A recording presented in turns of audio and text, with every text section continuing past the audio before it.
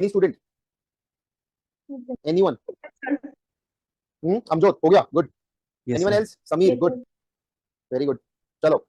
A figure shows a section of a phase boundary which separates vapor and liquid states of water in PT plane.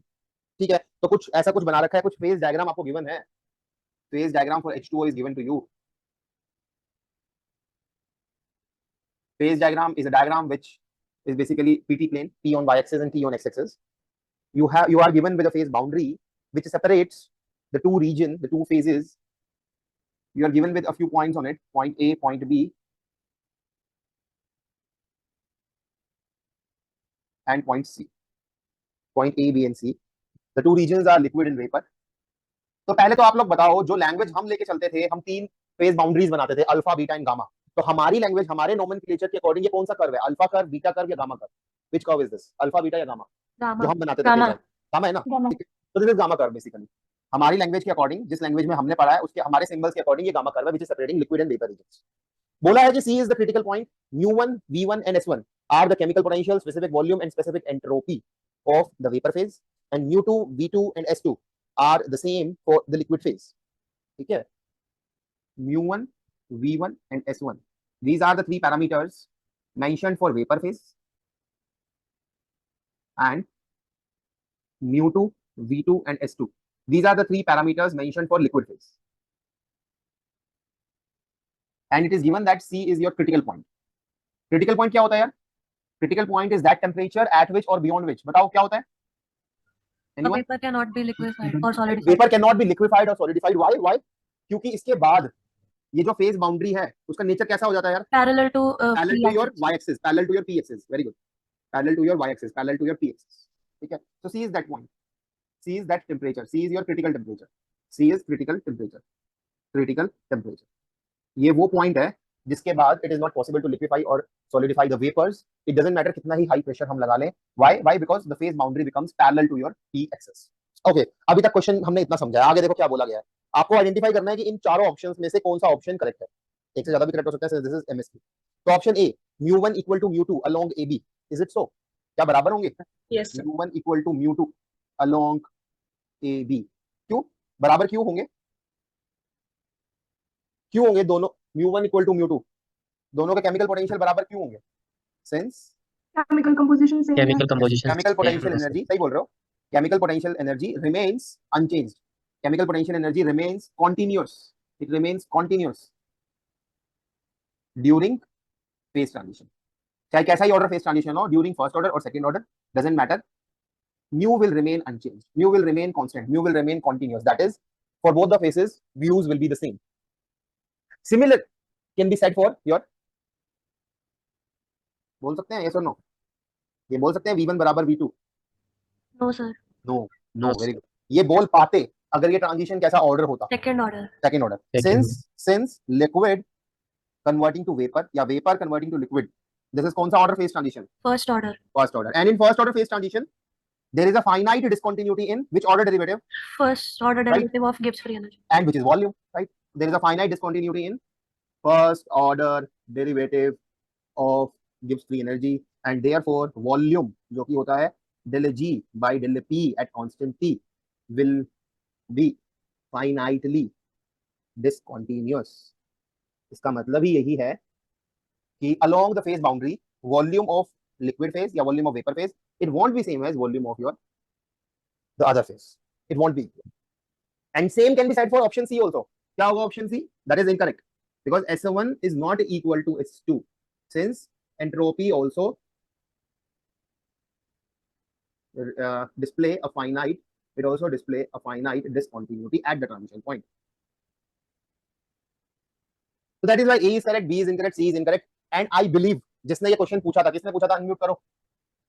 मैंने पूछा. ठीक है, ये मेरे को स्ट्रांगली लगता है यार, तुझे ये ऑप्शन ए करेक्ट और बी इनकरेक्ट और सी इनकरेक्ट ये तो पता लग ही गया होगा. सही है? यस और नो? Yes sir. ठीक है, एंड यही हुआ था Yes, जैम 2022 में 2 साल पहले. मोस्ट ऑफ द स्टूडेंट्स या almost all my students were able to जज इनिशियल 3 ऑप्शंस कि A is correct, B and C are incorrect. Only a few students failed to जज option D. Option D v1 बराबर v2 at point C. Option D v1 बराबर v2 at critical point at point C. क्या लगता है, correct या incorrect? ये तो phase transition नहीं है। हाँ ठीक है, हाँ सही कह रहा है, सही कह रहा है कि पॉइंट सी पे तो फेज ट्रांजिशन होगा ही नहीं। फेज ट्रांजिशन ना होने का क्या मतलब है, सिर्फ कौन सा फेज एग्जिस्ट करेगा, सिर्फ कौन सा फेज एग्जिस्ट करेगा, सिर्फ एक ही फेज एग्जिस्ट करेगा, and that is vapour phase. Vapor. इसका मतलब जितना वॉल्यूम वेपर फेज का होगा उतना ही लिक्विड का होगा, चाहे तो ऐसे समझ लो, ठीक है। Since at point C phase transition do not take place,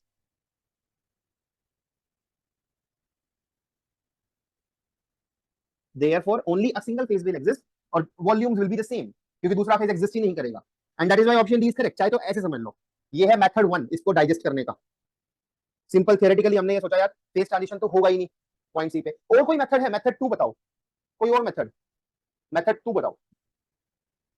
क्लोसियस-क्लैपेयन equation क्या बोलती है? क्लोसियस-क्लैपेयन इक्वेशन को स्टूडेंट लिखवा सकता है dp by dt equal to is ML. Liquid vapour transition के लिए कैसे लिखेंगे, ml by में t Bracket, bracket. Volume of नहीं, कौन सा vapor phase minus minus liquid. Volume of कौन सा phase, vapour minus liquid. Vapour minus liquid, liquid right. And vapour को एग्जामिनर डिनोट कर रहा है by 1 Specific one. And liquid को रिप्रेजेंट कर रहा है बाय 2। तो अगर एग्जामिनर की लैंग्वेज में बात करें तो it will B ml by t v1 minus v2। Examiner बात कर रहा है स्पेसिफिक वॉल्यूम की, स्पेसिफिक वॉल्यूम क्या होता है, वॉल्यूम पर यूनिट, क्या होता है स्पेसिफिक वॉल्यूम, वॉल्यूम पर Volume per unit unit mass. Volume mass. Per unit तो देखो इसको मैं मास। ऐसे लिख सकता हूँ, कोई दिक्कत? सही है, सही लिखा है मैंने, यस और नो, बताओ यहां तक। एट पॉइंट सी बताओ स्लोप कितना है, सी पॉइंट पर स्लोप कितना है at point C, Infinite. Infinite. Slope कितना है बेटा, it is infinite, dp by dt is infinite. dp by dt का इनफाइनाइट होने का मतलब denominator Tends to 0. Tends to 0, v1 minus v2 tends to 0, इसका मतलब v1 बराबर, V2. तो चाहे तो ऐसा समझ लो। तो देयर आर टू मेथड्स, एक बार फिर से देखो method 1, in method 1 what we are saying is, just a second I need to take a call, hello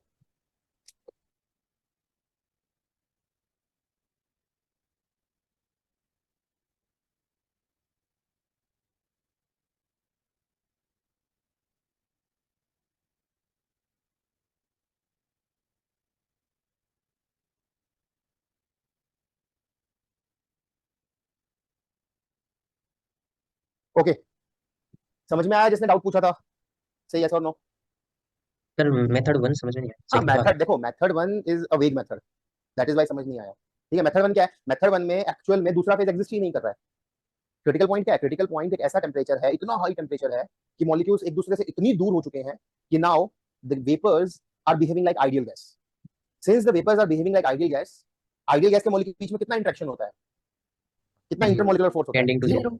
zero, exactly zero, tending to zero, exactly zero.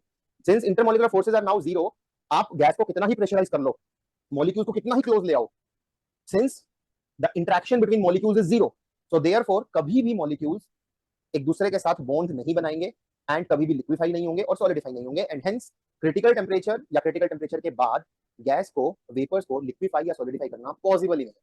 Possible ही नहीं है, इसका मतलब ही यही है कि एक ही फेज एग्जिस्ट करेगा, एक ही फेज एग्जिस्ट करेगा, and hence there will be only a single volume, दो वॉल्यूम वाली बात ही नहीं होगी, सिंगल वॉल्यूम, सिंगल वॉल्यूम मतलब v1 बराबर।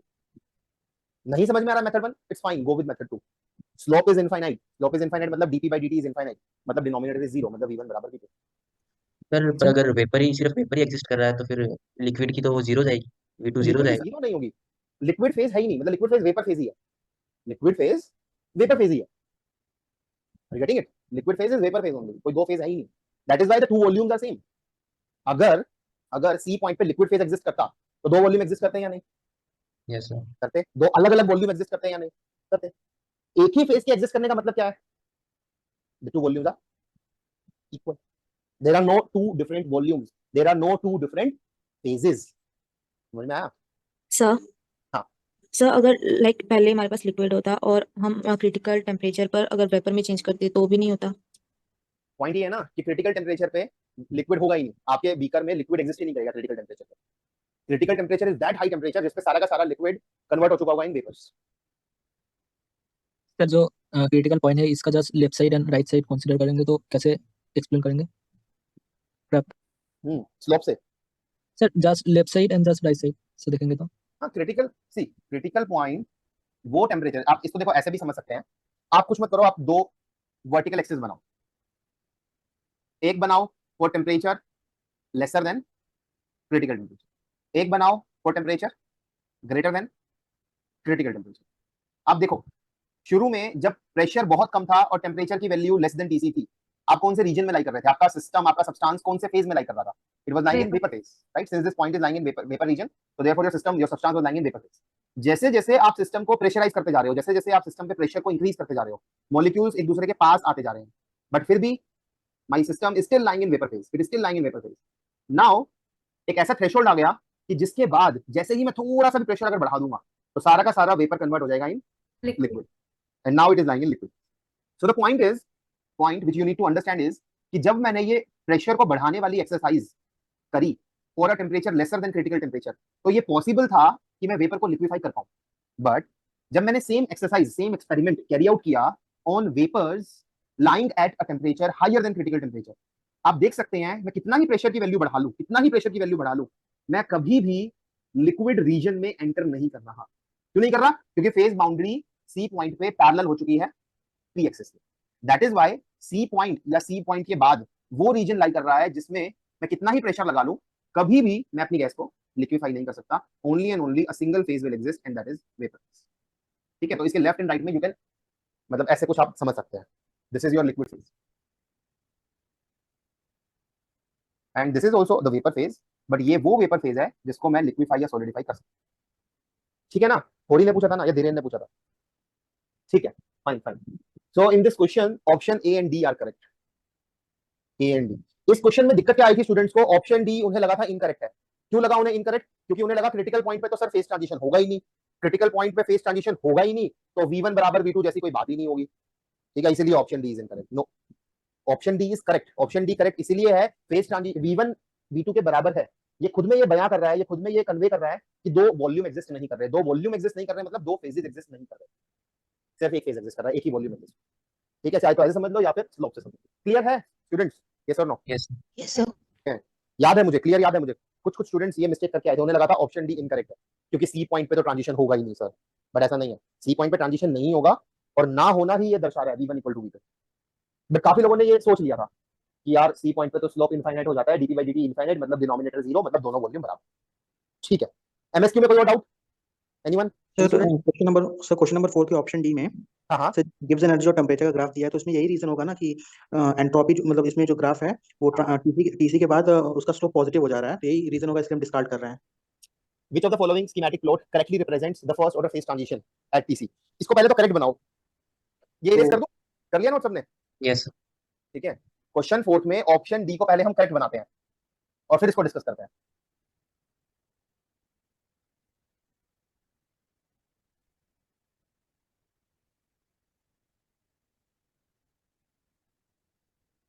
जो आप बोल रहे हो बिल्कुल सही बोल रहे हो. ठीक है, बट आपकी बात तभी वैलिड होगी जब जैसा डायग्राम दिया हुआ है वैसा ही जैम में आता. जैम में ऐसा नहीं आया था, जैम में ये आया था. ठीक है, तो अब इस पे डिस्कशन करो. ये बताओ ये करेक्ट होगा या इनकरेक्ट होगा for first order phase transition? ये बताओ for first order phase transition क्या ऑप्शन डी करेक्ट या इनकरेक्ट? बिना नोट्स को देखे हुए संकल्प बताओ. करेक्ट होना चाहिए क्योंकि स्लोप जो नेगेटिव है तो एंट्रोपी क्योंकि संकल्प का ऐसा लगता है करेक्ट होना चाहिए क्योंकि रीजन जो वो दे रहा है वो यही है कि Gibbs free energy is decreasing with increase in temperature, जिसकी वजह से del G by del T at constant P, that is negative, and entropy is minus of del G by del T at constant P. Since del G by del T is negative, you have a negative sign, extra negative sign, so therefore entropy is positive, and hence आपको लगता है कि ये graph correct होना चाहिए. ठीक है, साथ में Gibbs free energy must be continuous at transition point.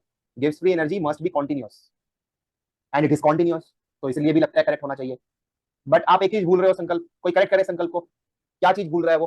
First order phase transition में गिब्स फ्री एनर्जी का slope of Gibbs free energy, slope of G versus T, that is it's first order derivative del G by del T. It must display a finite discontinuity, और अगर option D के according देखूं तो G भी continuous और इसका slope भी continuous, जो कि एक गलत बात है, and hence option D is incorrect representation of first order phase transition. However संकल्प, ये ऑप्शन डी करेक्टली दर्शा रहा है कौन सा ऑर्डर फेज ट्रांजिशन? Second क्या? However option D is a correct representation of, it is a correct representation of second order phase transition, because in second order phase transition G भी continuous होता है और उसका first order derivative भी continuous होता है, and that is why this is a correct representation of second order, ना कि first order, and hence option D is incorrect. समझ में आया संकल्प की ऑप्शन डी incorrect क्यों है? Yes sir. ठीक है। ऑप्शन डी जैसा बनाया हुआ है हमारे टाइपराइटर ने, अगर ऐसा दिया होता तो इनकरेक्ट होता, आपका रीजन करेक्ट होता, बट ऐसा आया ही नहीं था जैसा हमारे टाइपराइटर ने बनाया, बिल्कुल यही आया।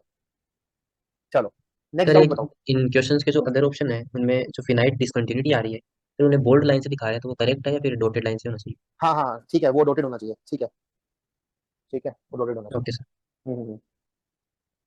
ऑब्वियसली ऑब्वियसली डॉटेड होगा, ठीक है। ओके, बट इतनी मिस्टेक अगर मान लो धीरेन ऐसा कुछ एग्जाम में भी रिपीट हो जाता है तो इतना सब तो तुम्हें डाइजेस्ट करके चलना होगा कि ये तो एक कॉमन सी मिस्टेक है, समझ रहे हो? मतलब ये बोल्ड करके दिखाया हुआ है, डॉटेड नहीं दिखाया हुआ है, इसके बेसिस पे आपको इसको इनकरेक्ट नहीं बोल सकते, ऑल्दो यू नो कि ये डॉटेड होना चाहिए। Are you getting my point? Yes sir. ठीक है, चलो नेक्स्ट बताओ। एमएसक्यू में कोई और doubt? Otherwise I will move to NET. NET में question 1 2 anyone? Question 1 and 2? No, okay, good good good, very good. हो गए थे 1 एंड 2 स्टूडेंट्स? यस और no? Yes sir. Yes, sir. Third बताओ, थर्ड किसी का हुआ? Anyone, any Yes, student? sir. Third का Yes, सर sir. चलो कैंसिल गुड हो गुड रहा है। गुड गुड, ठीक है, वेरी गुड। चलो थर्ड देखो भाई।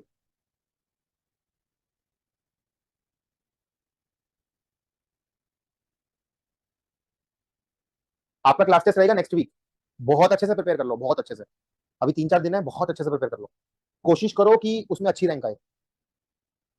Question number 3, consider the first order phase transition of sublimation of zinc, assuming the vapor to be an ideal gas and molar volume of solid to be negligible।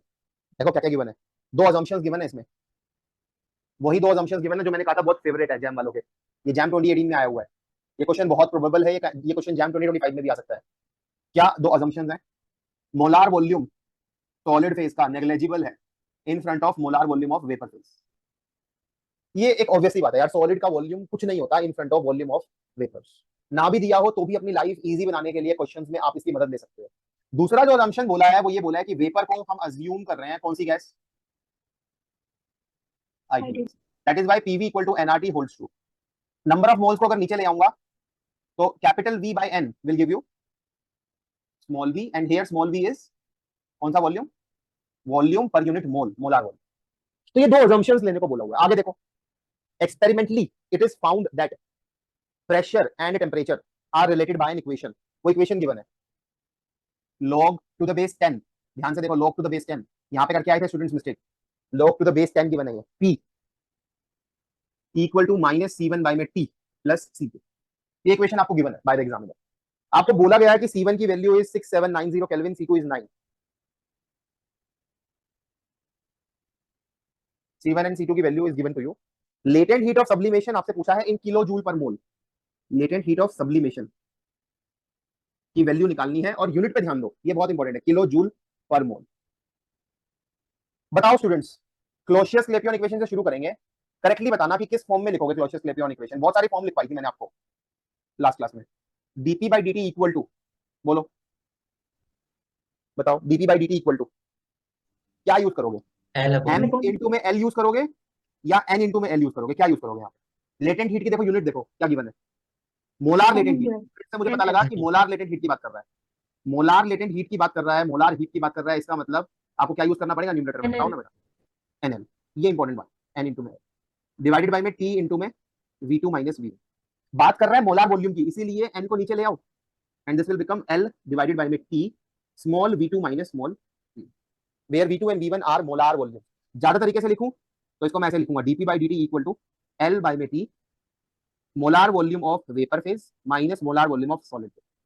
Since it is given to me that molar volume of solid can be ignored in front of molar volume of vapor, so therefore it will become L by T V vapor। Since it is given to me that vapors are assumed in this question, vapors are assumed to be which gas? Ideal gas। Ideal gas। Therefore I can use ideal gas equation of state and replace molar volume V by RT by P, and therefore dP by dt will become L into में P by में R T square। Now do the separation of variables, dP by में P equal to L by में RT square dt। Integrate, integrate, so you will get natural logarithm log to the base e P equal to minus L by में RT plus some constant। मुझे अब जो equation निकल के आई है इसको गिवन इक्वेशन के फॉर्म में बनाना है। log to the base e को log to the base 10 कैसे बनाएंगे? क्या रिलेशन होता है log to the base e और log to the base 10? क्या रिलेशन होता है? Come on students, 2.303 So log Okay. 10 into so it will become 2.303 times log to the base 10 10। p equal to minus L by में RT plus some constant. So now divide the complete equation by 2.303. So you will get something like this. Now if you compare the two equations, क्या मिला? C1 किसके बराबर? Compare करो. Now comparing the given equation and the derived equation, you get C1 equal to सही बोल L रहे by हो, L divided by में 2.303 R. 2.303 R. तो ये निकालना था बेटा. That is why I have done this exercise. कैसे मेरे को हिंट कैसे मिला? मेरे को POT में एक रिलेशन गिवन है. ये गिवन है और POT में रिलेशन इन दो assumptions को लेते हुए हम निकालना जानते हैं. जो रिलेशन निकला है और जो गिवन है दोनों को कंपेयर किया तो C1 का रिलेशन आ गया विद L. L निकालना है, C1 दिया हुआ है बेटा. So therefore latent heat comes out to be 2.303 times R times C times R is कितना? 0.314 8.314 joules जूल per पर Kelvin. पर केल्विन. यूनिट भी लिखो. एंड C1 is कितना? 6790 90 Kelvin. केल्विन. तो जो आंसर निकल के आएगा आपका दैट विल बी इन, जो भी आंसर निकल के आएगा that will be in joule per mole. उसे आप कन्वर्ट करोगे इन किलो जूल पर मोल. निकालो आंसर कितना आ रहा है, मैं भी निकालता हूं कैलकुलेटर से. 2.303 इनटू में 8.314 इनटू में 6790. आंसर आया 130009. इसको किलो जूल में कन्वर्ट करना, क्या आएगा? 130.009 kilo joule per mole. Specify your answer up to 1 digit after the decimal place. That is why आप आंसर एग्जाम में क्या लिख के आएंगे? बताओ क्या आंसर लिख के आएंगे एग्जाम में? 130.0. 130 नहीं लिख के आएंगे. Your answer will be 130.0. पूरा जो ये बच्चा ऐसे लिख के आएगा उसका आंसर करेक्ट माना जाएगा. जो 130 लिख के आएगा that will be incorrect. Clear है? कोई कर पाया था इसको ऐसे ही? कोई सोच पाया था? Say yes or no. Student, anyone, any student, कोई कर पाया था? ठीक है, यस सर. चलो good good good good. Note कर लो बेटा, जिसको डाउट आ रहा था नोट कर लो. अच्छा क्वेश्चन है ये. सर इसका डेरिवेटिव करके इक्वल करने में क्या मिस्टेक हो रही है? डेरिवेटिव करके कर सकते हो, बिल्कुल कर सकते हो, हाँ जल्दी हो सर. जाएगा. कर लो, dt by dt निकाल लो. फिर तो सर ठीक है. बेस का कोई सिग्निफिकेंस नहीं. जो बेस 10 लिया है लो के अंदर उसका कोई सिग्निफिकेंस नहीं हुआ क्वेश्चन में. उसका कोई सिग्निफिकेंस नहीं हुआ. क्यों नहीं हुआ? होगा, क्यों नहीं होगा? चलो मेथड 2 देखो.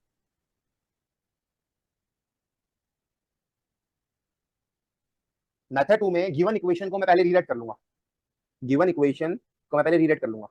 देखो एक बार ऐसे लिख सकता हूं या नहीं बेटा? देखो log to the base EP divided by में 2.303 equal to minus C1 by में T प्लस C2. बोलो हाँ या ना बोलो. लिख सकते हैं या नहीं इसको ऐसे? ऑब्वियसली क्या दिक्कत है? log टू द बेस 10 को log to the base E में ऐसे ही कन्वर्ट करोगे. 2.303 को उस साइड ले जाओगे तो it will become log to the base EP equal to minus 2.303 C1 by में T plus C2. Now take derivative dP by dt 1 by में P टाइम्स dP बाय में dt इक्वल टू क्या आएगा यहाँ पे डेरिवेटिव लेके?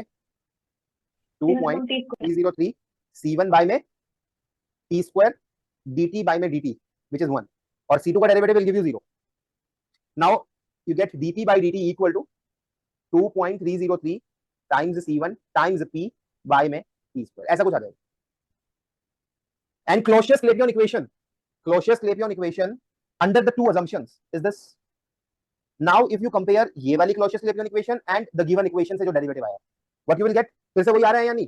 2.303 times C1 किसके बराबर? L by में R. So L किसके बराबर? 2.303 times C1 times R. हाँ जी, किसने पूछा था? बताओ बेटा. क्लियर है मेथड 2? सर समीर आंसर क्या धीरेन है? किसने पूछा? सर इसमें मतलब log बेस 10 में डायरेक्ट डेरिवेटिव करेंगे तो गलत आंसर आएगा. Obviously log to the base 10 p का डेरिवेटिव किसने बोला कि 1 by p होता है? ये क्लियर होना चाहिए आपको. That is not 1 by p. log to the base e का डेरिवेटिव 1 by p होता है. बात समझ में आई? Yes sir. ठीक है.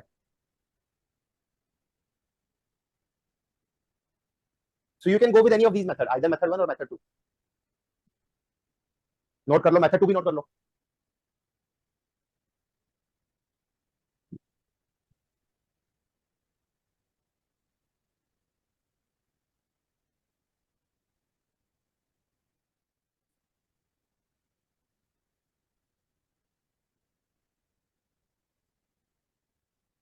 फटाफट नोट करो, फटाफट.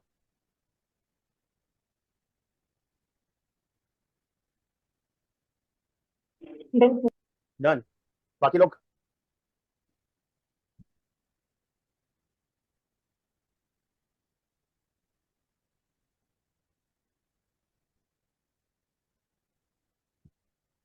फोर्थ क्वेश्चन अच्छा क्वेश्चन है, इजी भी है, अच्छा भी है, प्रोबेबल क्वेश्चन है, ऐसा आ सकता है।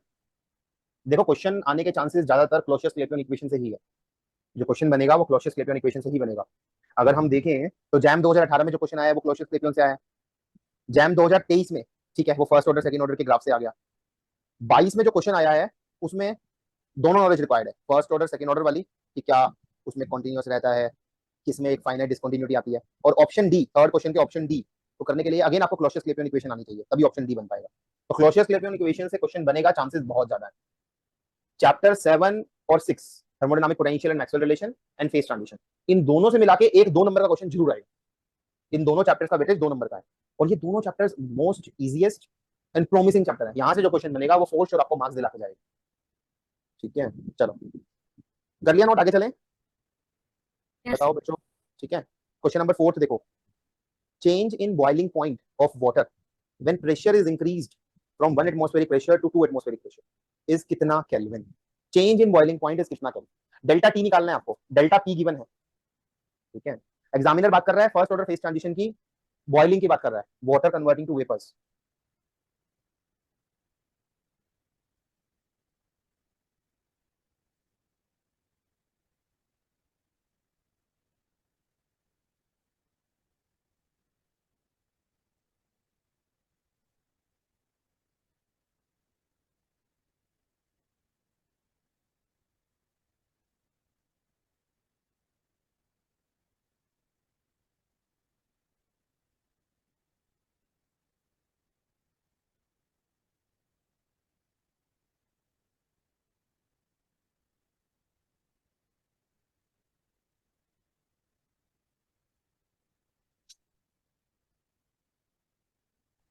सर आवाज नहीं आ रही।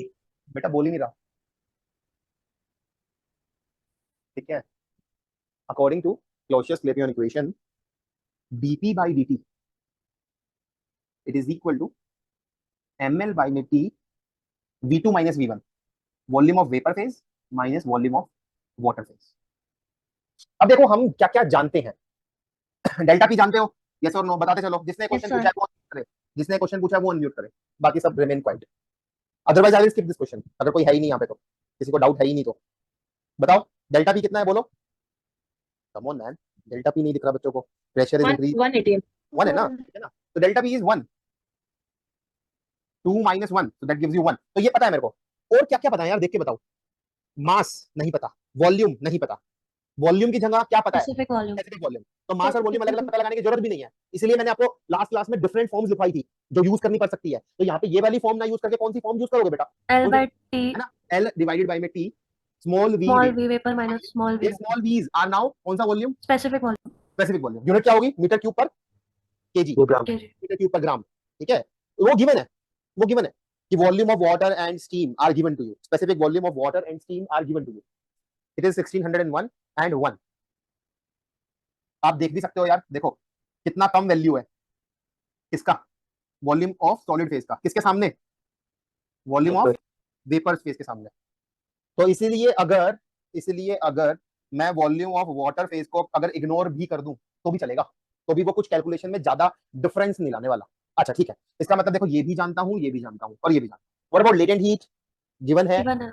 नहीं भी गिवन रहती ना तो सर हमें याद है, एग्जामिनर से हम इतना स्पून फीडिंग एक्सपेक्ट नहीं करते। लेटेंट हीट ऑफ वेपराइजेशन अपने को रटी हुई है, कितना होता है latent heat of vaporisation, 540 calories per gram. 1 ग्राम पानी को भाप बना के उड़ाने के लिए कितना कैलोरी हीट रिक्वायर्ड होता है, इट इज 540। ऐसे ही लेटेंट हीट ऑफ मेल्टिंग अपने को याद है, 1 ग्राम आइस को पिघलाने के लिए कितना हीट रिक्वायर्ड होता है, 80 कैलोरी पर ग्राम, ये भी अपने को याद है। तो latent heat of vaporisation expect मत करना। किसी ईयर में मैंने देखा है कि जैम जेस्ट या टीआईएफआर में ये वाली वैल्यू मिसिंग थी, और वो फिर चैलेंज एक्सेप्ट नहीं करेंगे, वो हमारा क्वेश्चन को वो रॉन्ग नहीं मानेंगे, इनकम्प्लीट नहीं मानेंगे, क्योंकि ये लेटेंट हीट एग्जामिनर एक्सपेक्ट करता है कि बच्चों को पता होना चाहिए, ठीक है। व्हाट अबाउट टी, टी पता है क्या यार हमको, Yes sir. हाँ हम जानते हैं कि water boils and converts to steam at कितना temperature, 100 degree Celsius. 100 degree Celsius 100 ना, जान के दिया हुआ है ताकि बच्चे यहाँ पे ट्रैप में फंसे। एग्जामिनर चाहता है तुमसे कि टी की वैल्यू तुम क्या रखो, यहाँ पे 100. चाहता है एग्जामिनर 100 रखो और गलत आंसर निकालो, बल्कि आपको क्या रखनी है यहाँ पे, 373 Kelvin. मैं अगर आपकी जगह होता मैं ये रखता, क्योंकि ये एक एनएटी है तो मैं ज्यादा प्रिसाइज चलता। बात समझ में आई, 373.15 के लिए निकालना क्या है, क्या निकालना है अपने को? Delta T. बाकी सब नोन है, ठीक है निकाल लेते हैं। तो delta T will be equal to delta P into में टी इंटू में स्पेसिफिक वॉल्यूम्स का डिफरेंस ओवर में latent heat of vaporisation. So therefore it will be equal to 1 atmospheric को कन्वर्ट करो 1.01 इंटू में 10 की power 5 newton per metre square. Temperature 373.15 kelvin into में volumes का डिफरेंस 1601 में से 1 घटाओगे तो 1600, but unit is centimetre cube per gram, ठीक है, centimetre cube per gram. And नीचे लेटेंट हीट इज 540 कैलोरी पर ग्राम। यहाँ पे भी बहुत चांसेस है कि स्टूडेंट्स बिल्कुल बेवकूफों की तरह सब कुछ अब कैलकुलेट कर लेंगे और एक नंबर ले आएंगे और बोल देंगे इतना कैलोरी। बहुत मिस्टेक्स कर रहे हो यहाँ पे। क्या क्या करना है अभी, क्या क्या करना बाकी है बताओ? कैलोरी से जूल में कन्वर्ट करना है ना, कैलोरी को कन्वर्ट करना पड़ेगा इन जूल। जूल्स। कैसे कन्वर्ट करोगे, किससे मल्टीप्लाई करोगे? 4.18 से मल्टीप्लाई 4.2 से करता अगर ये एमसीक्यू होता, क्योंकि एनएटी है तो ज्यादा प्रिसाइज रहूंगा, 4.18 से करूंगा। 4.18 जूल पर कैलोरी। अच्छा नेक्स्ट, ग्राम को ग्राम में ही रहने दूंगा क्योंकि ये कट रहा है। सेंटीमीटर क्यूब को मीटर कन्वर्ट क्यूब करना पड़ेगा इन मीटर क्यूब। कैसे कन्वर्ट करोगे? 10 की पावर -6 10 की पावर, वेरी गुड, 10 की पावर -6 मीटर क्यूब, राइट। तो मीटर क्यूब और मीटर की पावर -2 ये कट के आपको क्या दे देगा? मीटर की पावर 1। न्यूटन इंटू में मीटर क्या होता है? जूल। कैंसिल हो जाएगा, कैलोरी से कैलोरी कैंसिल हो जाएगा और आपके पास सिर्फ एक ही यूनिट बचेगी एंड दैट इज केल्विन। तो इसीलिए मेरा सजेशन है हमेशा क्वेश्चंस करते वक्त वैल्यूज के साथ साथ यूनिट भी रखो। वैल्यूज के साथ साथ यूनिट को भी काटते हुए चलो और फाइनल एक यूनिट लाओ तो आपके मिस्टेक करने के चांसेस बहुत कम हो जाए। तो क्या आ गया फाइनल आंसर? 1.01 इंटू में 10 की पावर 5 इंटू में 373.15 इंटू में 1600 इंटू में 10 की पावर -6 डिवाइडेड बाय में 540 इंटू में 4.1, राइट। सो दिस इज 10 की पावर -1, 10 की पावर -6 और 10 की पावर 5 गिव्स यू 10 की पावर -1, 10 की पावर -1 इंटू में 1600 गिव्स यू 160। तो निकाल लेते हैं, मैं भी निकाल लेता हूं, आप भी निकाल लो। तो ये आ जाएगा 1.01 इंटू में 373.15 इंटू में 160 डिवाइडेड बाय में 540 4.18। सो ये आंसर आ रहा है 26.7149, ठीक है, 26.7149। कितने डेसिमल प्लेस तक निकालने को बोला है? 1 अप टू 1। तो आंसर विल बी 26.7 केल्विन। अगर आपसे पूछा होता न्यू बॉइलिंग पॉइंट, आपसे पूछा था कि what is change in boiling point, तो आंसर तो ये हो गया फिलहाल। आपसे पूछा होता न्यू बॉइलिंग पॉइंट, तो आंसर क्या होता? न्यू बॉइलिंग पॉइंट कितना 373 होगा? में ऐड कर कितना होगा? That will be old boiling point plus delta T. Old boiling point is कितना? 373 का 373.15 kelvin and change in boiling point is 26.7 Kelvin. So your answer is now, it is 373.15 plus 399.85 26.7. So this gives you 399.85 Kelvin. And in Celsius, Celsius में कितना आता? Celsius में आता आपका 126.7 degree Celsius. आप इससे भी निकाल सकते हो या सीधा 100 डिग्री सेल्सियस में ये नंबर जोड़ सकते हो। क्यों जोड़ सकता हूँ ये नंबर? क्योंकि change in temperature whether either measured in Kelvin or in Celsius is the same. Yes or no? Yes sir ठीक है, यस सर। ठीक है, it is the same students. अगर क्वेश्चन फोर्थ में change in boiling point of water kelvin में ना पूछ के सेल्सियस में पूछा होता तो क्या आपके आंसर में कोई बदलाव आता? इसी No, क्वेश्चन में केल्विन में ना पूछ के अगर सेल्सियस में पूछा होता आपसे तो क्या आपके आंसर में कोई बदलाव आता? No no sir sir. No no no. अगर यही क्वेश्चन मुझे टेस्ट में देना होगा तो मैं केल्विन में ना पूछ के सेल्सियस में पूछूंगा। बहुत चांसेस है कि स्टूडेंट यहाँ तक तो सही निकाल लें और उसके बाद क्या बेवकूफी कर दे, बताओ क्या बेवकूफी कर दे? 273 ऐड कर देंगे। ठीक है, देखो ये पता होना चाहिए, गलत रास्ता पता होना चाहिए कि क्या चांसेस है गलती करने के। वो पता होंगे तो एग्जाम में वो मिस्टेक नहीं करोगे। ये मिस्टेक नहीं करने, बात समझ में आई? ये मिस्टेक नहीं करने। करेक्ट क्या होगा कि यार चेंज इन टेम्परेचर आया है 26.7 केल्विन, वो सेम होगा इन सेल्सियस होल। तो आंसर एग्जामिनर ने सेल्सियस में पूछा है तो भी आंसर 26.7 ही रहेगा। I hope this is crystal clear to everyone. बताओ यस और नो? यस सबको क्लियर होना चाहिए ये। यस सर क्वेश्चन नंबर 5 ये नोट करो जल्दी से। क्वेश्चन नंबर 5 देखते हैं फिर।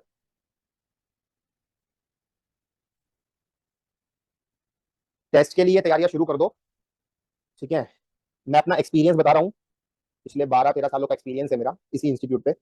मेरे क्लास टेस्ट में जो टॉप 3 स्टूडेंट होते हैं, जिनके टॉप 3 रैंक आती है, ये मेरा खुद का पर्सनल एक्सपीरियंस है, ठीक है, और ये अभी तक आज तक गलत नहीं गया, उनको फॉर श्योर टॉप 5 आईआईटी में एडमिशन मिलता है। ये मैं हर साल एक एनालिसिस लेता हूँ कि मेरे फर्स्ट क्लास टेस्ट में टॉप 3 कौन आए, उनके मैं नाम लिख लेता हूँ। और जब रिजल्ट आता है बिल्कुल फाइनल, अगले साल जब रिजल्ट आएगा, मैं देखता हूँ कि वो तीनों बच्चों के नाम टॉप 400 में है, फॉर श्योर है, और ये पिछले 12-13 सालों की ऑब्जर्वेशन है मेरी, ठीक है। तो आप अपना बेस्ट देना, कोशिश करना कि बेस्ट दो। चैप्टर 3, 4, 5, 6 एंड 7, ठीक है। चैप्टर 3, 4, 5, 6 एंड 7, 5 चैप्टर्स हैं। ट्राई योर बेस्ट, और क्वेश्चन करते वक्त इतनी ईमानदारी रखना कि कोई नोटबुक नहीं खोलने, क्योंकि यू हैव टू जज योरसेल्फ कि यार हम कहाँ लाई कर रहे हैं, हम कितने कर पा रहे हैं without the help of any notes, ठीक है। ऑल्दो आप अपने घर पे बैठ के ही वो एग्जाम दे रहे होगे, फिर भी इतनी ईमानदारी रखना। लेट्स सी कि वो कौन से 3 स्टूडेंट्स आते हैं।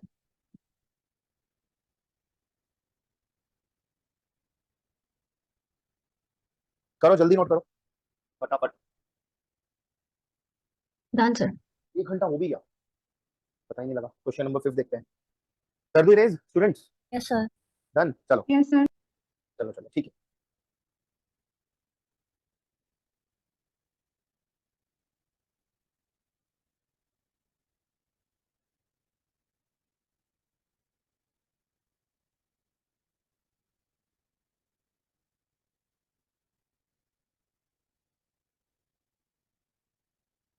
Question 5, enthalpy of vaporisation of a liquid at its boiling point 200 kelvin is इतना, ठीक है। तो देखो क्या क्या नॉलेज गिवन है। टेम्परेचर, बॉइलिंग टेम्परेचर की वैल्यू गिवन है, ट्रांजिशन टेम्परेचर की वैल्यू गिवन है 200 केल्विन। लेटेंट हीट नहीं बोला इसको, लेटेंट हीट ना बोल के कुछ एक अलग नाम दिया है यहाँ पे। कौन सी एनर्जी बोला है? Enthalpy of vaporisation. Enthalpy of vaporisation. तो कुछ अलग, कुछ अटपटा सा हो गया यार ये तो। अगर ये लेटेंट हीट ऑफ वेपराइजेशन बोल देता तो सीधा सीधा समझ में आता कि एल की वैल्यू गिवन। एक तरह से ये तो एंथैल्पी की वैल्यू दे रहा है, वेपराइजेशन, और वो वैल्यू गिवन है आपको 15.3 किलो जूल पर मोल। यूनिट पे ध्यान देना, किलो जूल पर मोल मतलब मोलार हीट गिवन है, heat energy per unit mole given है। If the molar volumes of liquid and vapour phase at 200 kelvin are 110 और 12000, molar volume of liquid phase is 110 centimetre cube per mole, and molar volume of vapor phase it is 12,000 centimeter cube per mole respectively, ठीक है। वो समझ में भी आता है कि वेपर फेज का वॉल्यूम बहुत ज्यादा होगा in comparison to volume of your liquid phase, ठीक है। Next, then the slope of PT curve of liquid vapour boundary is कितना? किलो पास्कल पर केल्विन, ठीक है। Slope of PT curve of liquid vapour boundary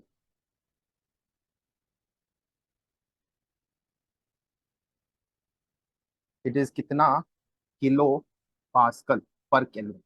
तो जिसने मुझसे ये question पूछा है, बेटा आप आइडेंटिफाई करो कि निकालना क्या है, किसकी वैल्यू निकालनी है sir DP by D T, है ना। Slope DP by D, slope of PT curve अपने को निकालना है डीपी बाई डी। कौन से कर्व का? अपनी लैंग्वेज में बात करो समीर। अल्फा बीटा गामा, मैंने 3 कर्व कराए आपको, alpha curve, beta curve, gamma curve. कौन से कर्व की बात कर रहा है एग्जामिनर? अल्फा बीटा गामा कौन से कर्व की बात कर रहा है? लिक्विड वेपर वाले की। लिक्विड और वेपर को कौन सा कर्व सेपरेट करता था? Alpha beta gamma. किसकी बात कर रहा है? सर गामा, है ना, गामा कर्व, सही है। सो बेसिकली गामा कर्व का स्लोप निकालना है। गामा कर्व का स्लोप, क्लोसियस-लेपियन इक्वेशन क्या होती थी? M L upon ml upon में t V2 minus volume of vapour phase minus volume of liquid phase. ये होती थी अगर एल की यूनिट क्या हो, लेटेंट हीट की यूनिट क्या हो, जूल जूल पर पर केजी। यूनिट क्या गिवन है? किलो जूल पर मोल, तो इसका मतलब ml ना लेकर के क्या लोगे? N n। और वॉल्यूम्स ना देकर के क्या गिवन है? कौन से वॉल्यूम गिवन है? मोलर, इसका मतलब n को भी कहां ले जाओगे? डिनोमिनेटर में। और ये इक्वेशन क्या बन जाएगी? स्मॉल वीज। देखो मैं इतना स्लो इसीलिए कर रहा हूं ना ताकि एग्जाम में आप लोगों को ये क्लियर कट दिखाई दे कि अपने को ये वाला फॉर्मेट यूज करना है। अब देखो पॉइंट क्या है, अपने को टेम्परेचर की वैल्यू पता है ना समीर? कितनी गिवन है? बॉइलिंग टेम्परेचर की वैल्यू कितनी गिवन है? 200 T केल्विन, की वैल्यू गिवन है। Volume of vapour and liquid phase पता है या नहीं? पता है। सिर्फ दिक्कत क्या है? लेटेंट हीट ऑफ वेपराइजेशन नहीं पता। सीधा सीधा थोड़ी ना बोला है लेटेंट हीट ऑफ वेपराइजेशन, बल्कि इसको एग्जामिनर ने लेटेंट हीट ना बोल के देखो क्या बोला है? Enthalpy of vaporisation. तो एल नहीं दिया हुआ, बेसिकली एच दिया हुआ है, एच एंथैल्पी दिया हुआ है। अगर एल दिया होता तो एल की वैल्यू रख के, टी की वैल्यू रख के, दोनों वॉल्यूम्स की वैल्यू रख के सीधा स्लोप आ जाता। सही है ना समीर? क्लियर है ना? यस दिक्कत बस यही है कि एल नहीं दिया हुआ, एंथैल्पी दिया हुआ है। समझते हैं एंथैल्पी क्या होता है? समझते हैं। बताओ एंथैल्पी के लिए क्या क्या फॉर्मूले जानते हो? समीर ही बताएगा। एंथैल्पी के लिए क्या क्या फॉर्मूले जानता है Sameer? H equal to U plus PV। TV, और क्या मैंने बताया था? मैंने great physics physicist have under very studied under very fine teachers. Letter बना दो, एक सीडी टाइप बना दो, और इसको देख के कौन बच्चा बता रहा है डीएच किसके बराबर? डीएच किसके बराबर? इस मैनिमोनिक को देख के बताओ जल्दी से। TDS plus TDS VDP। Plus VDP. VDP सही है। ड्यूरिंग फेज ट्रांजिशन डीपी कितना होता है यार? कितना प्रेशर में चेंज आता है ड्यूरिंग फेज ट्रांजिशन? 0 डीपी कितना Zero. होता है? 0। तो डीएच कितना हो गया? TDS. टीडीएस क्या होता है? डीक्यू। Yes, sir.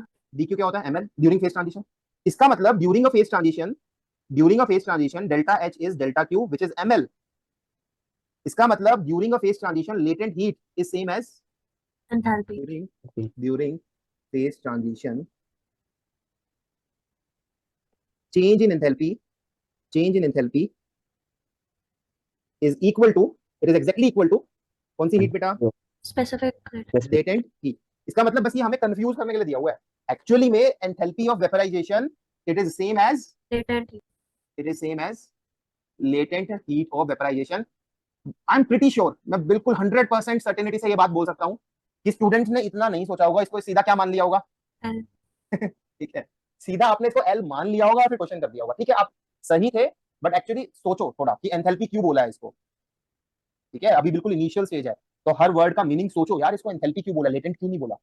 एंथैल्पी बोलना सेम बात है। Enthalpy during a phase transition it is equal to latent heat. इसका मतलब एक तरह से अपने को एल ही गिवन है। अब वैल्यूज रखो, चलो वैल्यूज रखो 15.3 किलो जूल प्रति मोल डिवाइडेड बाय में 200 केल्विन 12,000 माइनस 110 सेंटीमीटर क्यूब को कन्वर्ट करो मीटर क्यूब में, 10 की पावर -6 आ जाएगा मीटर क्यूब पर मोल। पर मोल से पर मोल कैंसिल, जो फाइनल आंसर बचेगा दैट विल बी इन, उसकी जो यूनिट होगी that will be in kilo joule per metre cube per mole. Kilo joule per metre square क्या होता है? Kilo joule per metre square, just a second. हाँ, actually में kilo joule is you can say kilo newton metre moment. ठीक है, newton kilo per square. Newton metre, so that will give you kilo newton per meter square. Kilo newton per meter square is nothing but kilo pascal. Pascal. ठीक है, so जो भी आपका answer आएगा that will be in kilo pascal per mole, और इसी में आपको निकालना था। वैल्यू निकाल लेता हूं, मैं निकाल देता हूं 6.43। हाँ बता दो कितना आ रहा है? 6.43। Okay thanks. 43। so this is the correct answer, note कर लीजिए, 6.43 is the correct answer. is it clear? जिसने डाउट पूछा था बताओ। Yes sir. समीर ठीक है, सर मोल की जगह केल्विन आएगा हाँ लास्ट हाँ हाँ हाँ हाँ हाँ हाँ हाँ हाँ हाँ हाँ हाँ हाँ, ठीक है सही है। मेरा मेन पॉइंट इस क्वेश्चन को कराने का सिर्फ यही था कि बच्चों को ये समझ में आए कि enthalpy of vaporisation is same as latent heat of vaporisation. Actual में ये क्वेश्चन 5 भी मैंने इसीलिए डाल रखा है आपकी इस बुक में कि मैं इस क्वेश्चन के थ्रू स्टूडेंट्स को ये कन्वे कर पाऊं कि enthalpy of vaporisation is same, it is an another name of latent heat of vaporisation. JAM वाले भी कभी ये लैंग्वेज यूज कर सकते हैं कंफ्यूज करने के लिए। एंथैल्पी की वैल्यू दी हुई है, लेटेंट हीट नहीं दिया हुआ, टेंशन नहीं लेनी। फेज ट्रांजिशन में enthalpy is same as latent heat. Sir mL की जगह एल के ऊपर क्या एम से डिवाइड करने के बाद पुट करना पड़ेगा? एक्चुअली में जो वैल्यू गिवन है that is your in joule per mole. ठीक है, ml लिख लो या nl लिख लो, बात तो एक ही है ना। ml तब लिखोगे when l is specific latent heat, nl तब लिखोगे when l is molar latent heat। तो इससे आपको क्या मिला कि डेल्टा h डिवाइडेड बाय में n इट इज l। तो जो आपको गिवन है वो यही तो गिवन है ना आपको। बेसिकली एग्जामिनर ने मोलार एंथैल्पी गिवन है, एंथैल्पी भी नहीं दी हुई, मोलार एंथैल्पी दी हुई है। क्योंकि अगर एंथैल्पी दी रहती तो यूनिट सिर्फ किलो जूल रहती, यूनिट क्योंकि किलो जूल पर मोल है, तो एक्चुअल में एग्जामिनर ने आपको मोलार एंथैल्पी गिवन है, मोलार एंथैल्पी पर unit mole given. Okay sir. ठीक है,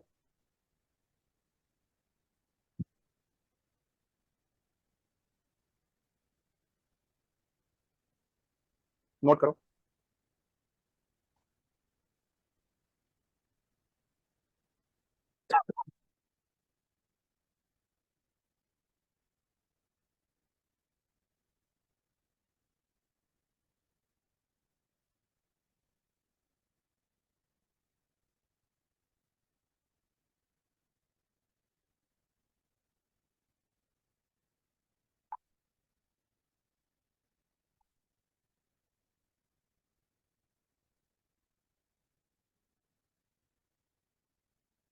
सर एमसीक्यू का जो क्वेश्चन 27 उसका आंसर डी होगा ना ऑप्शन? एमसीक्यू करते हैं अभी डिस्कस। ओके। ठीक है, एमसीक्यू करते हैं, बिल्कुल करते हैं। अभी है हमारे पास आधा घंटा और जो भी डाउट्स है सारे ले लेते हैं। 19 तक आई थिंक हो गया था ना 19 तक सब डिस्कस कल। Yes Yes, sir. sir. तो बताओ फिर क्वेश्चन नंबर 20 से 29 क्या क्या डाउट है? बताओ। 21। 21 ओके, One. लिख लेता हूं मैं। एमसीक्यू में 19 से 29, हाँ 21, और बताओ 27 23, 27, 29 सर 22, 29, 29 दैट्स इट, बस इतना ही डाउट है। चलो ठीक है, 20 करो जल्दी से नोट करो फटाफट। Done sir done. चलो आगे प्रोसीड करते हैं, 21 पे चलते हैं, क्वेश्चन 21 हुआ, किसी का हुआ, एनीवन? यस सर yes, ठीक है, चलो ये थोड़ा सा मैं उनसे बात करना चाहता हूँ जो स्टूडेंट्स एक्चुअल में क्वेश्चंस ट्राई कर रहे हैं। बताओ मुझे, या बाकी लोग भी आंसर कर सकते हैं, सभी के लिए है। कुछ कॉन्फिडेंस आ रहा है थर्मोडायनामिक्स में अभी तक? yes sir, 5 चैप्टर हो चुके यस हैं। yes sir यस सर देखो, जब भी आप ऐसे किसी सवाल का आंसर करो तो थोड़ा सोचो, अपना परफॉर्मेंस कंपेयर करो कि यार मेरे से कितने क्वेश्चंस लग पा रहे हैं थर्मोडायनामिक्स में, मैं कितने लगा पा रहा हूँ या कितने लगा पा रही हूँ in comparison to my own performance in other subject. ठीक है, तभी आप जज कर पाओगे कि यार इस सब्जेक्ट में मैं कैसा चल रहा हूँ। ठीक है, कि बाकी सब्जेक्ट्स में जब मैं क्वेश्चन लगाने बैठता हूँ तो कितने लग जाते हैं, और यहाँ पे फिलहाल अगर लगाने बैठता हूँ, अगर मैं अपने बिजी शेड्यूल से कुछ टाइम निकाल के क्वेश्चन सॉल्व करने बैठता हूँ तो कितने लग जाते हैं। ठीक है, या ऐसे सोचो क्लास में सर जब पढ़ा रहे हैं तो कितना समझ में आ रहा है थर्मोडायनामिक्स में इन कंपैरिजन टू जब बाकी सब्जेक्ट्स हम पढ़ रहे हैं तो कितना समझ में आ रहा है, और फिर अब आंसर करो। अब बताओ बताओ कुछ कॉन्फिडेंस आ रहा है या नहीं Yes, थर्मोडायनामिक्स में? यस सर yes sir जरूरी है, जानना जरूरी है। ठीक है, टीचर को जानना जरूरी है कि यार मैं पढ़ा रहा हूँ तो कुछ डाइजेस्ट भी हो रहा है या नहीं हो रहा बच्चों को। ऐसा तो नहीं कि बस मैं बस एक तरफा पढ़ाए जा रहा हूँ। चलो क्वेश्चन 21 देखो, ice of density ρ1, density given है, वॉल्यूम नहीं गिवन, डेंसिटी गिवन है, melts at pressure P and temperature T to form water of density ρ2। जो भी गिवन है ना, ये इसको मैं लिख लेता हूँ। आइस जिसकी डेंसिटी गिवन है ρ1, it melts at P and at T, P और T पे ना लेकर के मैं P नॉट T नॉट ले लेता हूँ, and form water with density ρ2। तो जो भी पहली लाइन में गिवन था ना उसको मैंने शॉर्ट फॉर्म में लिख लिया। ऐसा ही आप भी एक हैबिट बनाओगे, क्वेश्चन सॉल्व करते वक्त पहली लाइन में जो भी लिखित में लिखा हुआ है उसको शॉर्ट फॉर्म में मैंने लिख लिया फटाफट। आगे विद करेक्ट सिंबल्स, आइस के लिए ρ1, वाटर के लिए ρ2, ये मेल्टिंग हो रही है पीटी पे, पर पीटी ना लेकर के मैंने पी नॉट टी नॉट लिया। ऐसा मैं आपको पहले भी समझा चुका हूँ, क्योंकि पीओटी हम वेरिएबल्स के लिए लेते हैं और क्वेश्चन में पीओटी कोई वैल्यूज गिवन है, तो इसलिए पी नॉट टी नॉट से मेंशन कर लिया। आगे देखो, the latent heat of melting of 1 gram of ice is L. Latent heat of melting को डिनोट किया जा रहा है एल से, फॉर 1 ग्राम, मतलब दिस मच जूल पर ग्राम। ठीक है, व्हाट इज 1 ग्राम, मतलब आप ऐसे भी ले सकते हो कि मास 1 ग्राम गिवन, ये भी मान सकते हो, एम की वैल्यू 1 ग्राम है। ठीक है, what is change in internal energy during this process, यहां से यहां जाने में इंटरनल एनर्जी में कितना बदलाव आया, डेल्टा यू कितना है। ठीक है, अब देखो पहले बात करते हैं इनकरेक्ट सोच की, कि गलत सोच क्या क्या हो सकती है। कि किसी स्टूडेंट को ऐसा बिल्कुल लग सकता है कि फेस ट्रांजिशन कैसा प्रोसेस होता है, फेस ट्रांजिशन एक ऐसा प्रोसेस होता है जिसमें टेम्परेचर क्या रहता है, कांस्टेंट, dt 0, और du किसके बराबर होता है, so since dt is 0 and hence, मतलब बाप का राज है घर का राज है, हम अपने अकॉर्डिंग थर्मोडायनामिक्स को कैसे ही चला सकते हैं। गलती कहाँ हुई, करेक्ट मेथड तो बाद में करेंगे, पहले मेथड 1 में ये बताओ गलती कहाँ हुई। सर एक तो हमने कर लिया एनसीवीटी कि आइडियल आईडीपीएस के लिए होता देखो dt तो 0 होता ही है, यहाँ तो मैं गलत नहीं हूँ। गलत कहाँ हुआ मैं, आइडियल नहीं है, ये जो इक्वेशन है ना, this is valid only for ideal gas, system is not ideal gas यार, सिस्टम इज H2O। किस सिस्टम की बात कर रहे हैं हम, ऊपर किस सिस्टम को पढ़ रहे हैं यहाँ पे, it water, is not ideal gas. du बराबर एनसीवी, घर का राज नहीं है, कहीं भी यूज कर लोगे, आइडियल गैस के फॉर्मूले कहीं भी यूज नहीं कर सकते। इसका मतलब ये सोच तो गलत है, अगर किसी को ऐसा लगता है तो गलत है, that's totally wrong. Delta U निकालना है, कैसे निकालें, मेथड बताओ ना, कैसे सोचे, मैं तो कर दूंगा, मैं तो करके निकल जाऊंगा। मेरा एम ये नहीं है कि क्वेश्चन तुम्हें समझाऊं सिर्फ, इसका सॉल्यूशन समझाऊं, मेरा एम है कि तुम्हें ये क्लिक करे कि कैसे क्वेश्चन स्टार्ट करना है अपने को, कैसे डेल्टा थर्मोडायनेमिक्स अप्लाई करेंगे। ऑप्शन की तरफ नजर डालते हैं। ठीक है, ऑप्शन की तरफ नजर डालते हैं, हर एक ऑप्शन में 2 टर्म है, ध्यान से देखो 2 टर्म है, something plus something, something minus something. ध्यान से देखो, पहली टर्म एल लिखी हुई है, एल मतलब ml, अगर m को 1 ले लिया तो l आ गया, ml का मतलब हीट, एक तरह से हीट लिखी हुई है। और जो दूसरी टर्म है वो लिखा हुआ है प्रेशर इनटू में 1 ओवर में ρ2 माइनस 1 ओवर में ρ1। डेंसिटी जो होती है वो मास पर यूनिट वॉल्यूम होती है, वॉल्यूम का इनवर्स होता है, तो एक तरह से पीडीवी लिखा हुआ है। तो एक तरह से 2 टर्म्स को ऐड या सब्ट्रैक्ट किया हुआ है, हीट और वर्क को। हाँ, क्लिक कर गया वहां से, मुझे क्या क्लिक करा कि डेल्टा यू मैं कैसे निकालूंगा, यूजिंग विच लॉ, कौन सा law, first law of thermodynamics. And what is first law of thermodynamics, delta Q equal to delta plus delta U plus, तो डेल्टा यू निकालने के लिए I am going to take help of delta Q minus, ठीक है, delta Q कितना होता है, यहां से यहां जाने में कितना हीट देना पड़ेगा, ml, कितना हीट देना पड़ेगा, ml, बट m इज कितना ग्राम, 1 ग्राम 1 ग्राम, तो डेल्टा क्यू की वैल्यू तो l। एल हो गया, यहां से यहां जाने में कितना वर्क हुआ, तो work equal to P dV integral.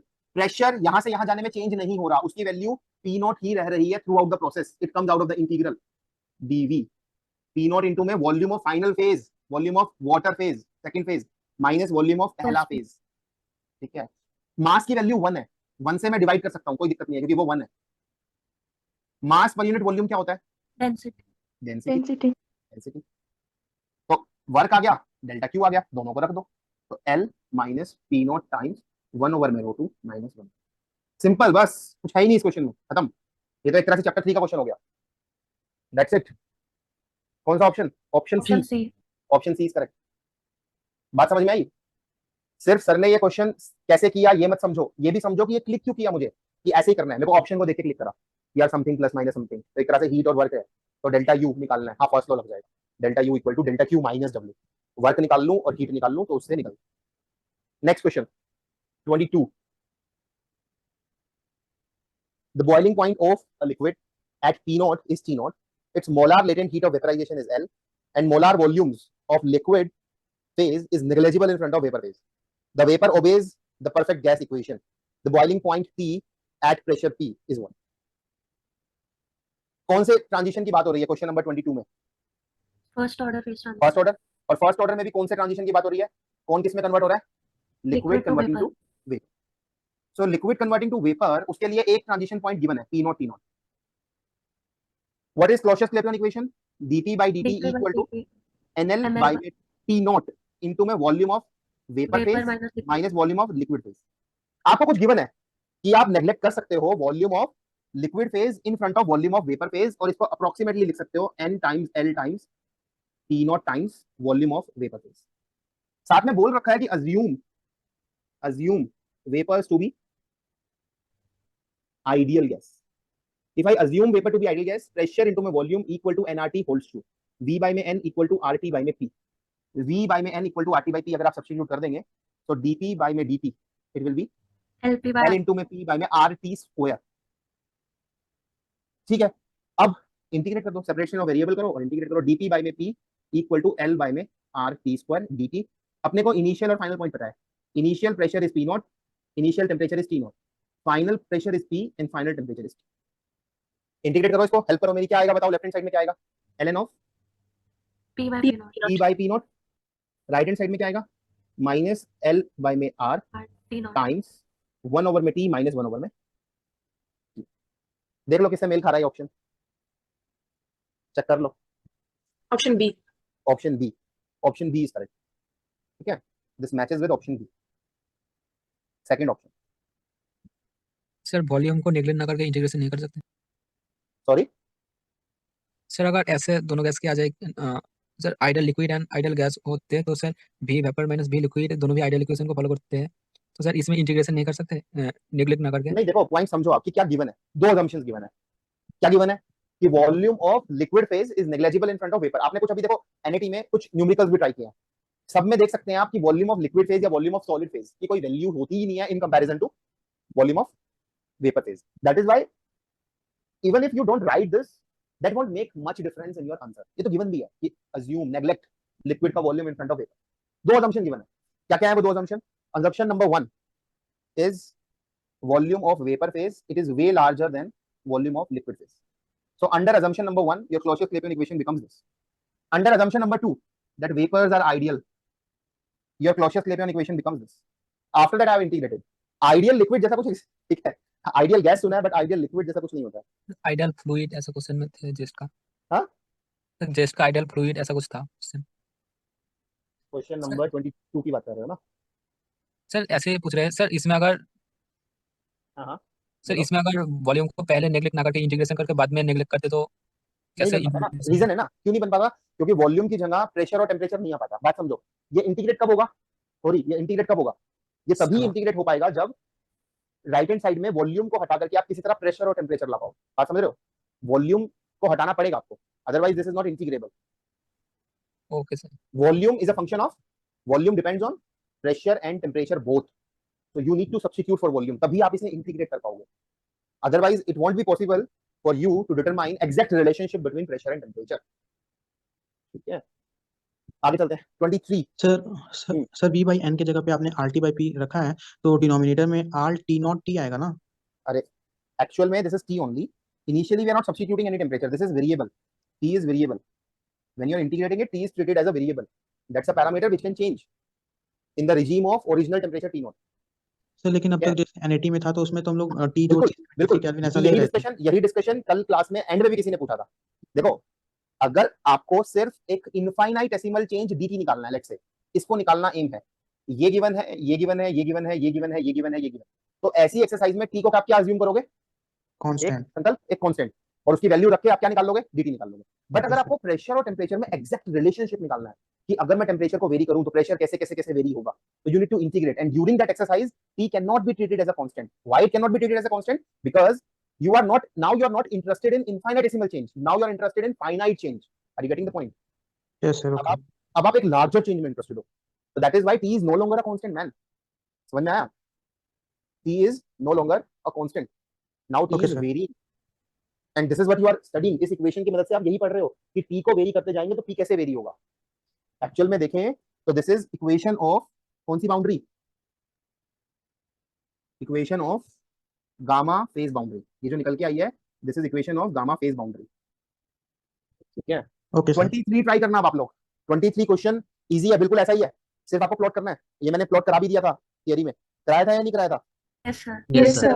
Option C correct होगा, ऑप्शन सी इज करेक्ट, कराया भी था मैंने क्लास में। 27th देखो, JAM 2020, for a system undergoing first order phase transition, which of the following graph best describe the variation of entropy as a function of temperature? बताते चलो, option A correct या incorrect? Incorrect. Why it is incorrect? Incorrect. Why? Because for first order phase transition, at the transition point, entropy must display a finite Graph discontinuity. According to option A, entropy is continuous at the transition point, which cannot be correct. ठीक है, option B, again in option B, Continuous. entropy is continuous at the transition point, it cannot be. Option C, entropy displays infinite discontinuity, ना, गलत, बिल्कुल गलत, हो ही नहीं सकता। Option D, entropy is finitely discontinuous at the transition point, सही बात। तो therefore option D is correct। ठीक है, तो इसका आंसर गलत दिया होगा इसलिए पूछा गया question. Yes, Yes, sir. sir. Answer is will be. हाँ, क्योंकि Yes, मुझे sir. लगता है कि ऑप्शन डी करेक्ट है, इसका ठीक कर लो, ऑप्शन डी इज करेक्ट। बताओ मुझे, अगर सेकंड ऑर्डर पूछा होता यहाँ पे तो इन चारों में से कौन सा करेक्ट होता? बी। अगर B. Second order phase transition पूछा होता तो चारों में से कौन सा करेक्ट होता? कोई सा भी करेक्ट नहीं होता। ठीक है, सेकंड, अगर आपको ऑप्शन बी लग रहा है तो ऑप्शन बी भी करेक्ट नहीं होता बेटा। Sir, सेकंड ऑर्डर के क्या लिए था? ऐसा कुछ होना चाहिए ट्रांजिशन पॉइंट पे। ठीक है, और बल्कि जो इन्होंने बनाया हुआ है वो ऐसा कुछ बनाया हुआ है। तो देखो ना, ट्रांजिशन पॉइंट पे एंट्रोपी भी कॉन्टिन्यूअस और एंट्रोपी का स्लोप भी कॉन्टिन्यूअस। सही है, slope of S versus T is also continuous according to this graph. However according to this graph, entropy is continuous but slope is discontinuous, and hence this represents second order phase transition. This doesn't represent second order, even this doesn't represent first order. Clear है? Option B, second option second order phase transition को नहीं दिखा रहा है। Sir question में TC term लिया हुआ है और हम तो टीसी को क्रिटिकल टेम्परेचर बोलते हैं और मेंशन में नहीं किया हुआ है। ठीक है, पता है क्या है टीसी क्या है? TC can be used for critical also and sometime it is used for transition also. क्योंकि आपको याद होगा ट्रांजिशन के लिए हम लोग क्या यूज करते हैं? क्यूरी पॉइंट, करा है ना, बहुत बात किया हमने, Curie point, Curie temperature is a transition. तो वहां से आ रहा है, ये वहां से आ रहा है। तो ये एक कॉमन मिस्टेक है डन बाय द एग्जामिनर कि वो ट्रांजिशन टेम्परेचर को टीसी से शो कर देता है, ट्रांजिशन टेम्परेचर को टीसी बोल देता है। यस ठीक है, ये कॉमन मिस्टेक है, ऐसा आप किताबों में भी देखोगे लिखा हुआ। ये एक मिस्टेक है, कॉमन मिस्टेक है। कहां से आ रही है ये कॉमन मिस्टेक? क्योंकि ट्रांजिशन टेम्परेचर को वो क्यूरी मान लेते हैं, Curie temperature, Curie is transition. ठीक है, तो वहां से ये मिस्टेक चलती आ रही है, तो टीसी से शो कर देता है, ऑल्दो दैट्स रॉन्ग। ठीक है, 29th देख लो, consider the phase diagram of a simple fluid, which of the following statements is correct? There is a point where a third order transition is seen. Third order phase transition is seen. A line of first order phase transition ends in a critical point. A line of second order transition separates the liquid and solid phase. The triple point coincides with critical point. बताओ, discuss करो मेरे से, क्या लगता है? Option D बताओ पहले, 29 का ऑप्शन डी। सर गलत है। Can it be correct? No, No. Can not be correct. क्योंकि क्रिटिकल पॉइंट तो वो पॉइंट है जिसपे सिर्फ एक ही फेज एग्जिस्ट करेगा, दैट इज वेपर, और ट्रिपल पॉइंट वो पॉइंट है जिसपे तीनों फेज एग्जिस्ट करेंगे, that is why they can never coincide. Option D is incorrect. ठीक है, can never be correct. Option C, a line of second order transition separates हो सकता है second order phase transition liquid और sir. Solid को separate कर सकती है? नहीं, No, लिक्विड और सॉलिड को No, कौन सी फर्स्ट ऑर्डर फेज ट्रांजिशन हो गया ना ये, Yes, so that's wrong. Yes, sir. Option B, a line of first order phase transition ends in a Yeah, critical correct. Point, ये सही है, तो होता ही है, Correct. होता ही है. Yes sir. गामा कर्व वाली लाइन एक ऐसे पॉइंट पे जाके एंड हो जाती है, विच इज क्रिटिकल पॉइंट, ये तो होता ही है. उसका स्लोप एक पॉइंट पे कितना हो जाता है? 90 हो जाता है. And option A, there is a point, no, third order phase transition जैसा हमें कुछ नहीं दिखता on phase diagram, that's wrong. So therefore option B is correct. ठीक है, only second option is correct. करो बेटा. माय सजेशन इज, अभी 3-4 दिन तक I am not going to take your class, I am busy till till this Sunday. I'm busy with other batches. So therefore, my suggestion is revise these chapters, chapter 3, 4, 5, 6 and 7. Although I will take a revision class, मैं लूंगा, जरूर लूंगा, but मेरा suggestion है तुम अपने आप से रिवाइज करो, शॉर्ट नोट्स बनाओ बैठ के, और इन 5 चैप्टर के जितने भी जैम के प्रीवियस ईयर क्वेश्चंस हैं वो सॉल्व करो. करोगे? बताओ yes or no. Yes, sir. Yes, sir. Yes, sir. सिर्फ जैम के क्वेश्चंस करो. मैं बताता हूँ देखो कैसे रिवाइज करना है. मान लो आपको कार्नोट वाला चैप्टर रिवाइज करना है, तो नोटबुक बंद कर दो, अब दिमाग पे प्रेशर डालो, सर ने क्या क्या पढ़ाया था, वो सारे टॉपिक्स ना पेन डाउन करने की कोशिश करो. कार्नो इंजन में साइकिल बना लो, फिर एफिशिएंसी डिराइव करने की कोशिश करो, फिर उसके बाद Carnot refrigerator, heat pump, 2 engine in series, 2 engine in parallel, सब कुछ रिवाइज कर लिया हमने. ठीक है, रिवाइज करने के बाद अब इन नोट्स के शॉर्ट नोट्स बनाओ. एक पेज में सब कुछ समराइज करने की कोशिश करो, बिल्कुल छोटा छोटा छोटा छोटा लिख करके एक सिंगल पेज में समराइज करना है. और ये एक ऐसा पेज है जो जब मैं एग्जाम सेंटर के बाहर बैठा हूँ, 1 घंटा पहले तो पहुंच जाते हैं ना हम लोग एग्जाम सेंटर के बाहर, यस और नो. Yes, sir. यस ठीक है, मतलब आप वो वाले बच्चे तो नहीं हो ना जो 5 मिनट पहले पहुंचोगे. No, sir. मैं तो ठीक है, मतलब मुझे तो अपना भी टाइम याद है. Whenever I was appearing in these exams, JAM, GATE, and CSIR, NET, I used to reach my exam center 1.5 hours before, and I could literally see कि students क्या कर रहे होते थे. बताऊं क्या कर रहे होते थे? Literally आपस में बात कर रहे होते थे. यार मैं तो बहुत नर्वस हूँ, क्लियर होगा नहीं होगा, पता नहीं क्या होगा. And what I was doing, मैं सिर्फ और सिर्फ अपने शॉर्ट नोट्स लेकर के गया था, मैं वो रिवाइज कर रहा था और प्रीवियस ईयर क्वेश्चन पेपर्स को सॉल्व कर रहा था. लिटरली एग्जाम सेंटर के बाहर बैठ के भी मैं क्वेश्चन को सॉल्व कर रहा था, प्रीवियस ईयर क्वेश्चंस लगा रहा था मैं. ठीक है, मेरे को कोई फर्क नहीं पड़ रहा था कितना शोर हो रहा है, बच्चे बात कर रहे हैं. तो same I want from you guys, short notes बनाओ. एग्जाम सेंटर के बाहर बैठे हो तो वो शॉर्ट नोट्स तुम्हारे हाथ में होने चाहिए. इस लेवल के शॉर्ट नोट्स बनाओ कि ये वो शॉर्ट नोट्स हैं जो मेरे साथ उस दिन तक चलेंगे. मैं को नोट्स देखने की जरूरत नहीं है, शॉर्ट नोट्स देखने से काम चल जाएगा मेरा. ठीक है, साथ में सिर्फ जैम के प्रीवियस ईयर क्वेश्चंस रिवाइज करो, सॉल्व करके देखो. That is the revision. ठीक है, उसको मैं रिवीजन बोलूं. That's it.